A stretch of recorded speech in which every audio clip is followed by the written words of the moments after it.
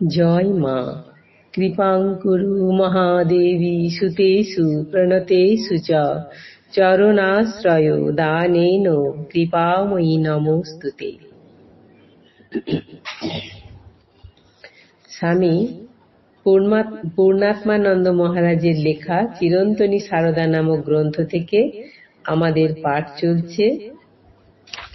শ্রী শ্রী মা শ্রী রামকৃষ্ণ ইষ্টপথের সহায়িকা।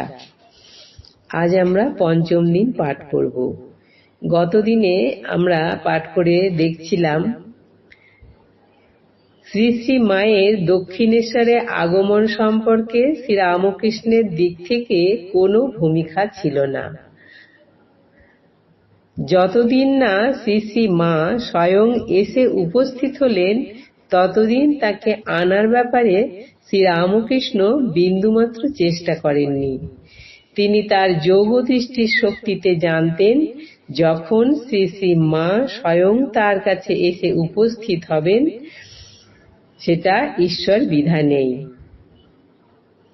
তিনি মানসিক ও আধ্যাত্মিক দিক থেকে সম্পূর্ণ প্রস্তুত হয়েই আসবেন এবং তিনি এসেছেনও। তিনি জানতেন সাধনার সর্বোচ্চ উপলব্ধি তার সহজাত। সর্বোচ্চ সাধনায় তিনি স্বয়ং সিদ্ধা। তাই তিনি অকপটেই বলতে পেরেছিলেন তার জন্য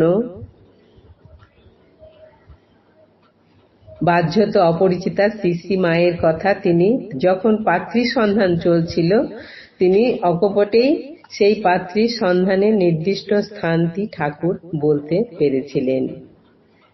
আজকের পাঠ ওই বলার মধ্যে আরো বিশেষত্ব ছিল। তিনি বলেছিলেন পাত্রী তার জন্য কুটো বাঁধা হয়ে রয়েছে। কুটো বাঁধা কথাটির এখন আর ব্যাখ্যার প্রয়োজন নেই,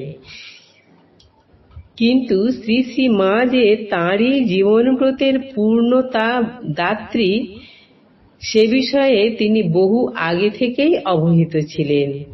একথা বলার বোধহয় আর আবশ্যকতা নেই। আমাদের সাধারণ বুদ্ধিতে অবশ্য এটা সহজে ধরা পড়বে না যে 24 বছরের এক পূর্ণ যুবক 5 বছরের এক নিতান্ত বালিকাকে কিভাবে বিবাহের জন্য নির্বাচন করতে পারে।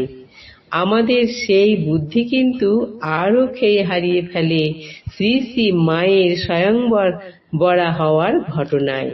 2 বছরের বালিকা বিবাহ শব্দের কোনো তাৎপর্যই যার বোঝার কথা নয়।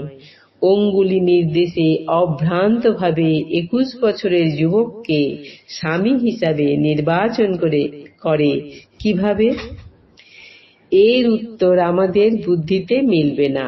সুতরাং এখানে স্বীকার করা সঙ্গত যে বিষয়টি সম্পূর্ণত দৈব বিধানে নিয়ন্ত্রিত এবং শ্রী রামকৃষ্ণ ও শ্রী শ্রী মা উভয়েই এ বিষয়ে অবহিত ছিলেন।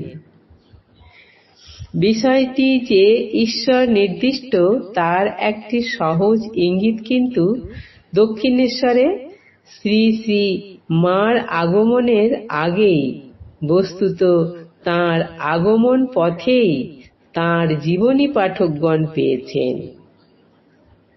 আমরা পাঠকগণকে সেবার পথশ্রমে ক্লান্ত ও অসুস্থ শ্রী শ্রী মায়ের পথিমধ্যে একটি চটিতে অংশগ্রহণ ও অলৌকিক দর্শনের ঘটনাটি স্মরণ করিয়ে দিচ্ছি। প্রসঙ্গটি তার নিজের জীবনীতেই শুনি। প্রসঙ্গটি তার নিজের জবানিতেই শুনি। জ্বরে যখন একেবারে বেহুশ হয়ে পড়ে আছি তখন দেখলাম পাশে একটি মেয়ে এসে বসলো। মেয়েটির রং কালো, কিন্তু এমন সুন্দর রূপ কখনো দেখিনি। বসে আমার গায়ে মাথায় হাত বুলিয়ে দিতে লাগলো। এমন নরম ঠান্ডা হাত, গায়ের জ্বালা জুড়িয়ে যেতে লাগলো। জিজ্ঞেস করলাম, তুমি কোথা থেকে এসেছো গা? মেয়েটি বলল, আমি দক্ষিণেশ্বর থেকে আসছি। শুনে অবাক হয়ে বললাম, দক্ষিণেশ্বর থেকে? আমি মনে করেছিলাম দক্ষিণেশ্বরে যাব, তাকে অর্থাৎ শ্রী রামকৃষ্ণকে দেখব, তাঁর সেবা করব, কিন্তু পথে জ্বর হওয়ায় আমার ভাগ্যে ওইসব আর হলো না। মেয়েটি বলল, সে কি, তুমি দক্ষিণেশ্বরে যাবে বই কি, ভালো হয়ে সেখানে যাবে, তাকে দেখবে, তোমার জন্যই তো তাকে সেখানে আটকে রেখেছি। আজ এই পর্যন্তই। জননীং শারদাং দেবীং রামকৃষ্ণং জগদ্গুরুম পাদ পদ্মে তয়ো স্থিত্বা প্রণমামি মুহুর্মুহুঃ। জয় মা।